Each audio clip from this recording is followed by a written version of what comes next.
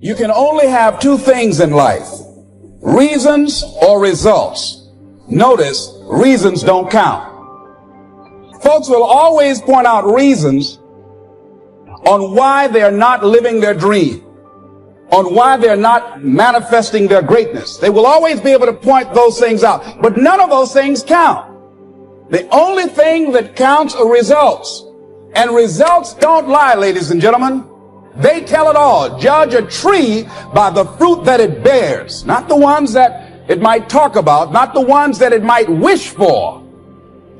So let us look. I think that all of us are committed.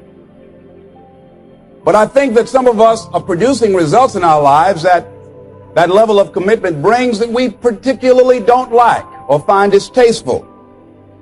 I don't think that as a participant in life, you cannot be committed. You're either committed to mediocrity or you're committed to greatness. You're either committed to being productive or you're committed to being non-productive.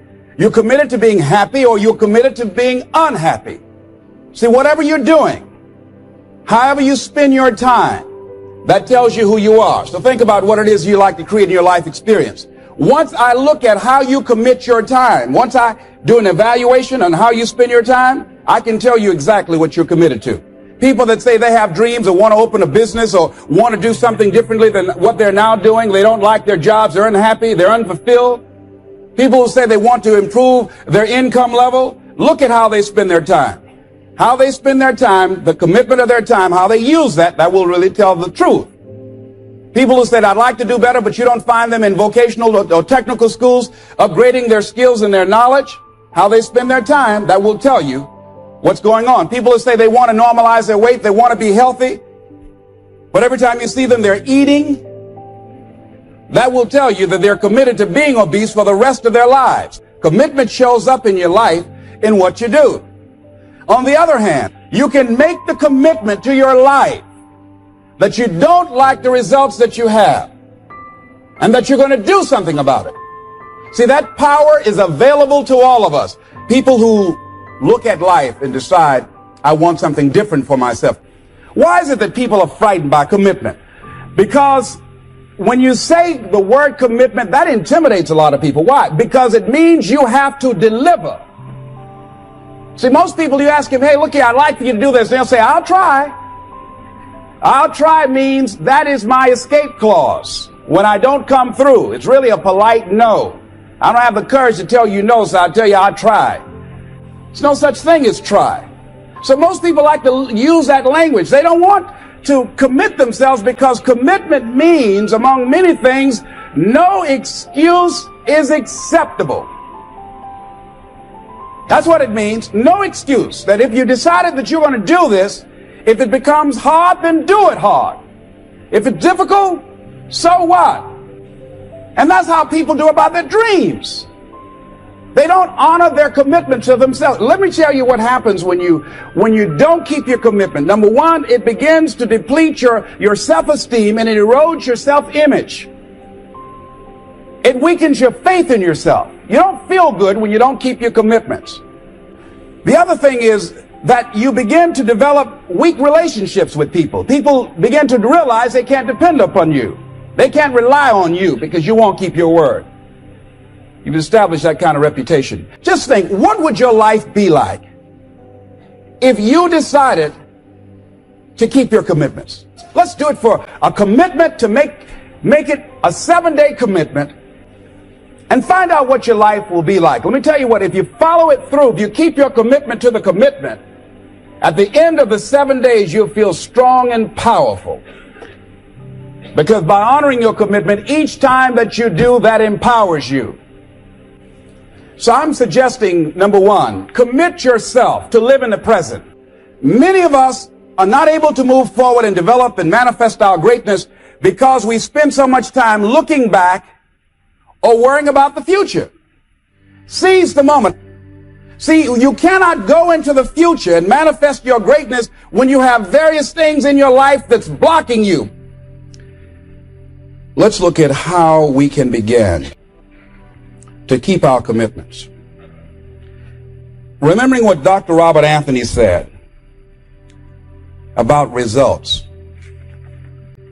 when you keep your commitments, you're able to produce some different kinds of results in your life.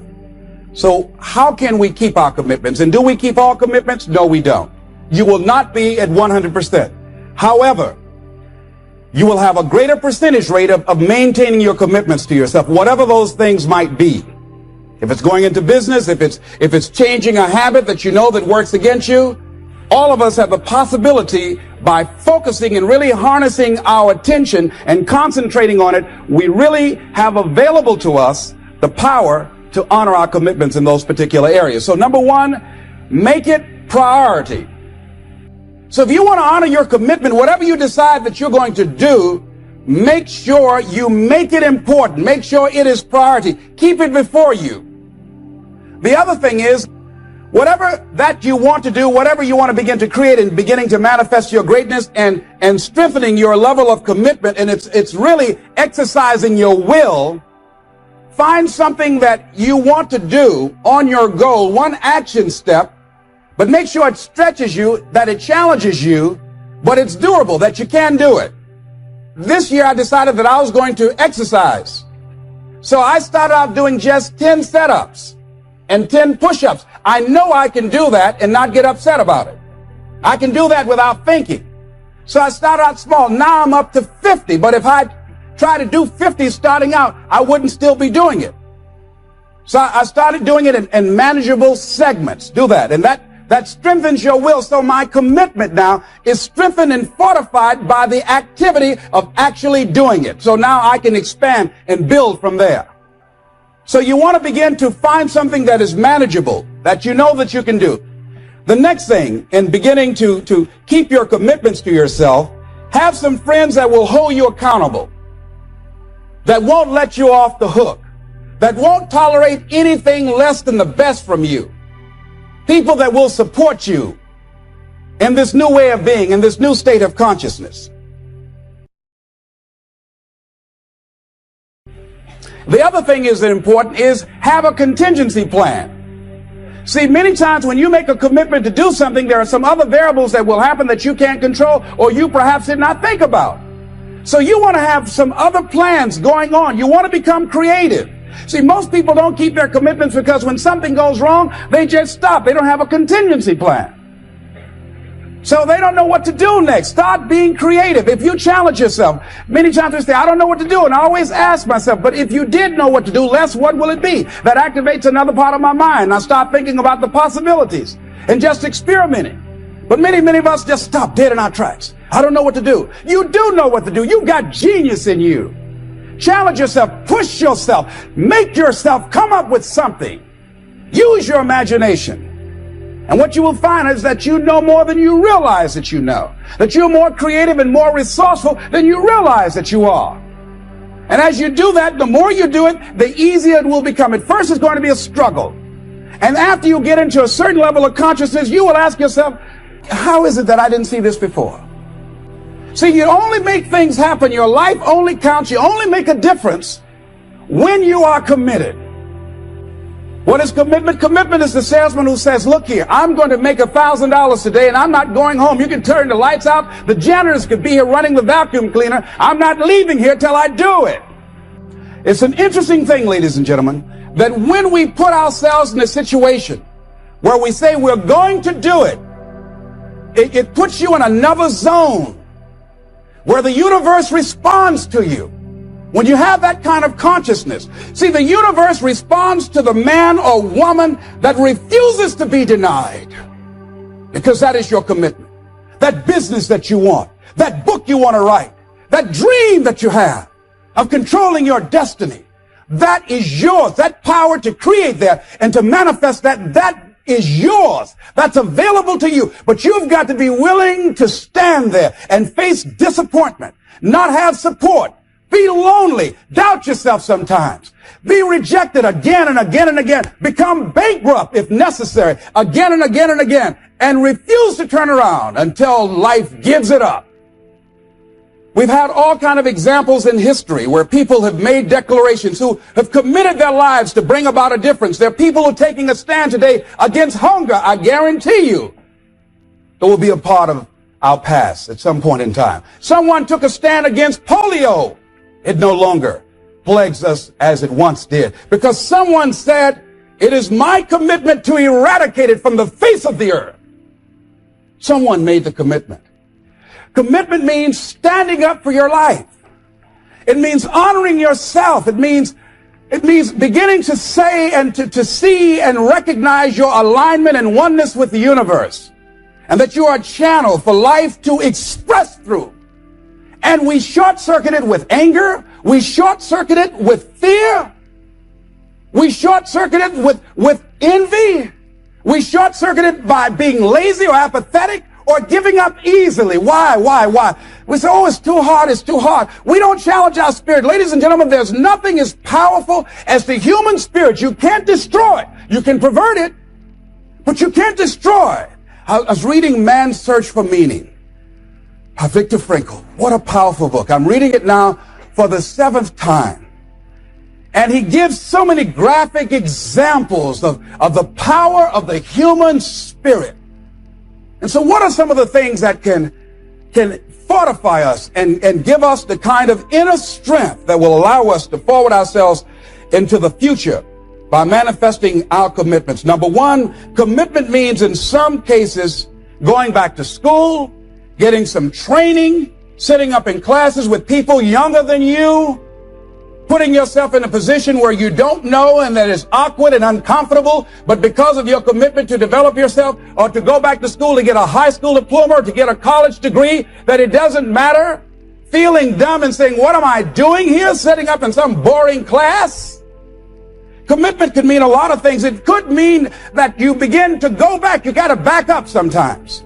It means to back up and not give up, to regroup, back up and regroup and come back again. Because life has waylaid you, because you got knocked down. Keeping the commitments that you have might mean taking a stand that's unpopular. Something was said one time, when you take a position, it says, cowardice asks the question, is it safe? Politics asks the question, is it popular? But conscience or commitment asks the question, is it right? And see, most people rather operate from the first two. Is it safe for me to take this position? See, it takes a great deal of strong courage and commitment on your part to step out a line. Henry David Thoreau says, if a man doesn't keep pace with his companions, perhaps he's listening to the beat of a different drummer. Let him dance to the music that he hears, however measured or far apart. When you are committed, you're dancing to the beat of a different drummer. Don't expect people to understand you. Don't expect it to make sense to anybody why you've got to do this, why you have got to go. I'm going for me because I've made a different kind of commitment with my life. This is something I have got to do. Commitment. It means taking a stand for you. It means delivering. It means coming through. What if you don't keep your commitment, Les?